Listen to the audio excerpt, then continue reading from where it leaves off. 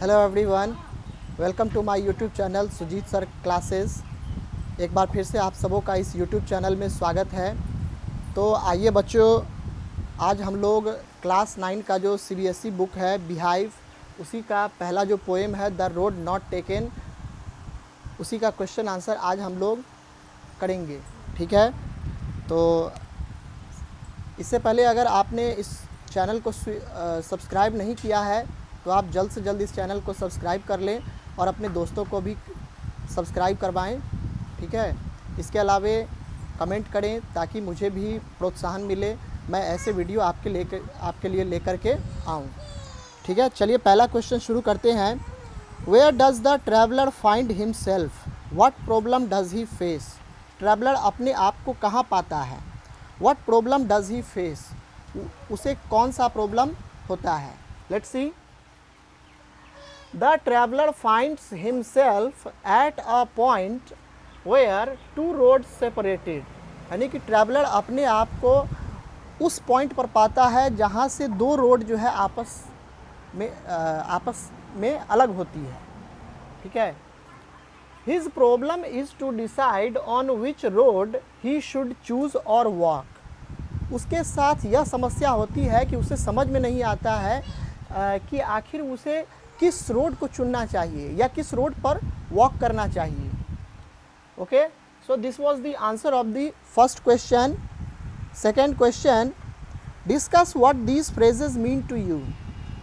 Hair are some phrases given in the book. Book में कुछ phrases दिए गए हैं।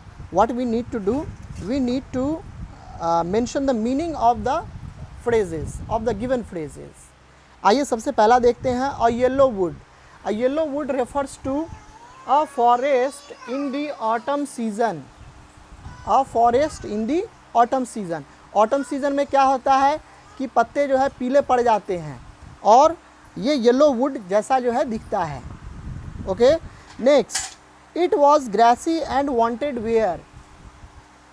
The road was grassy because it was a less traveled road। It wanted people to walk on it।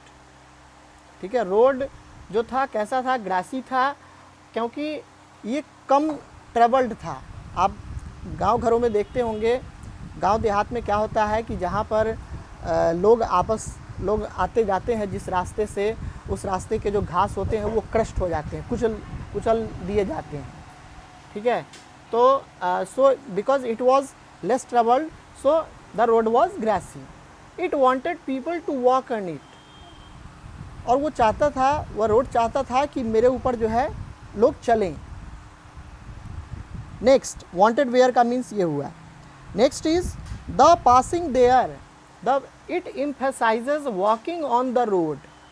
ठीक है, इसका मतलब हो गया passing there means it emphasizes walking on the road, यानी कि रोड पर चलना, इस पर जो है यहाँ पर बल दिया जा रहा है, जोर दिया जा रहा है। Next is leaves no step had trodden black. Here it means to say the leaves had not been crushed under the feet of travelers। यहाँ पर इसके कहने का मतलब है कि लीव्स जो थे वो क्रस्ट नहीं हुए थे under the feet of travellers. Traveller जब आते जाते हैं तो उनके पैरों के चलने से क्या होता है कि सारे पत्ते कुचले जाते हैं, तो ऐसा नहीं था। Means it was less travelled by, it emphasises that the road was less travelled by. इससे यह पता चलता है कि रोड पर जो है, उस रोड पर बहुत कम लोग चले थे, बहुत कम ट्रैवलर्स ने वॉक किया था। Okay, next is how way leads on to way. What is the meaning of this phrase. This phrase indicates, it means how one road leads to another, यानी कि एक रोड जो है कैसे दूसरे रोड को की उत्पत्ति करता है या उससे कैसे अलग होता है दूसरा रोड। नेक्स्ट, तो ये था क्वेश्चन नंबर 2 का कुछ फ्रेजेस के आंसर्स। अब आते हैं question number 3। Is there any difference between the two roads as the poet describes them, like in first stanza, in stanzas 2 and 3। 2 और 3 में जो रोड्स के बारे में जो चर्चा किया गया है, क्या उसके बीच कोई डिफरेंस देखने को मिलता है। Let's see how. There is no difference between the two roads in the stanzas 2 and 3. 2 and 3 stanza में जो जिस रोड के बारे में चर्चा किया गया है, जिस रोड के बारे में कहा गया है, उसमें कोई डिफरेंस नहीं मिल रहा है यहाँ, ठीक है. There is no difference between those two roads. Next is in the last two lines of the poem. In the last two lines of the poem में दो रोड्स के बारे में क्या डिफरेंस बताया गया है. Let's see. In the last two lines of the poem the poet tells that the road he opted for is less travelled. Last two lines में पोएट ने लास्ट टू लाइन्स जो है पोएम का, उसमें poet ने कहा है, उसमें पोएट ने बताया है कि हाँ, कि जिस रोड को उन्होंने चुना था वो क्या था, it was less travelled by, यानी कि उस पर बहुत कम लोग आए गए हुए थे. Next question number 4. What do you think the last two lines of the poem mean. आपको क्या लगता है कि पोएम के लास्ट टू लाइन्स का मीनिंग क्या होगा. Looking back does difficult choice to make. Sorry, will have looking back does the poet regret his choice or accept it. जब वो पीछे मुड़ के देखते हैं रोड से, तो क्या उन्हें उस चॉइस को लेकर के रिग्रेट होता है कि क्या मैंने गलती की इस तरह से, ठीक है. So let's see the answer. The last two lines are the essential part of the poem. अंतिम जो टू लाइन्स जो दिया गया है इस पोएम में, वो इस पोएम का इसेंशियल पार्ट है, ठीक है. The poet expressed his opinion that it becomes difficult for a human being to change his decision. Poet यहाँ पर क्या कर रहे हैं, इस बात पर जोर डाल रहे हैं, अपना विचारधारा दे रहे हैं कि एक बार अगर आप किसी चॉइस को चुन लेते हैं तो फिर वापस आना जो होता है वो मुश्किल काम होता है, ठीक है. It is very difficult to change his decision. At first the poet chooses to walk. चलिए इसके आगे देखते हैं. अभी आप लोग क्या कीजिए, सबसे पहले इसका स्क्रीनशॉट ले लीजिए.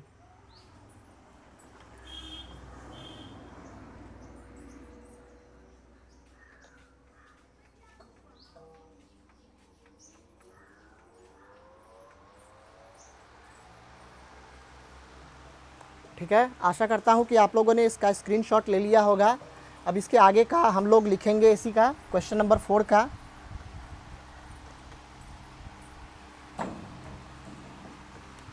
क्वेश्चन नंबर 4 पर आप लोग ध्यान देंगे.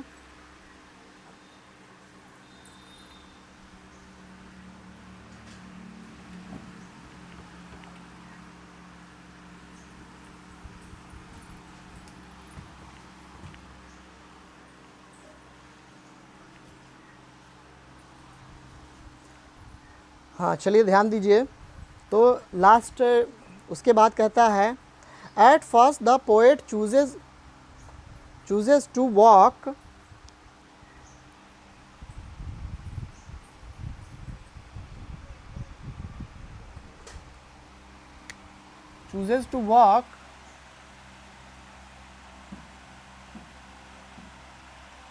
on the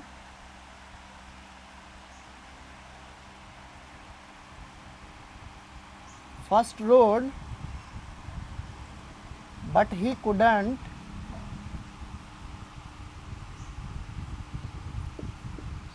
as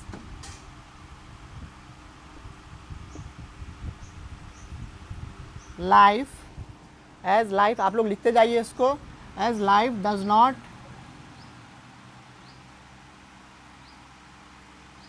give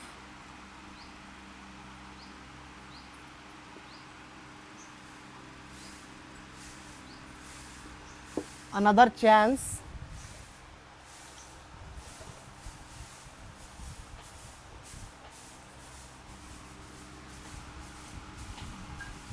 the decision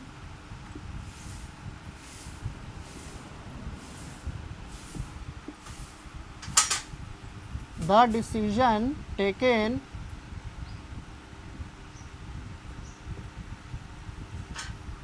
can make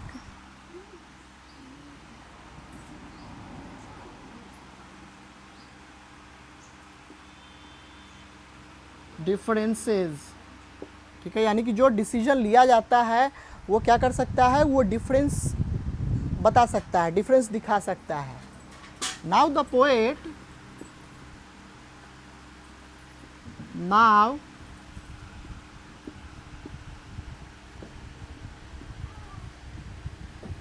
poet regrets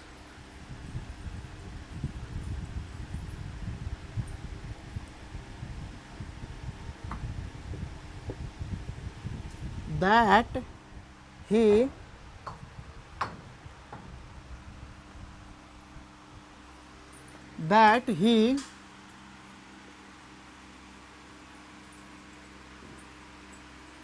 could not walk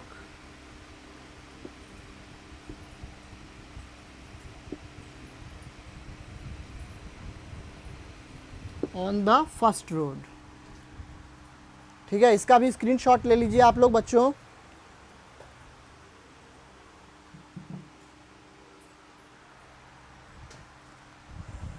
तो आशा करता हूँ कि आप लोगों ने इसका स्क्रीनशॉट ले लिया होगा।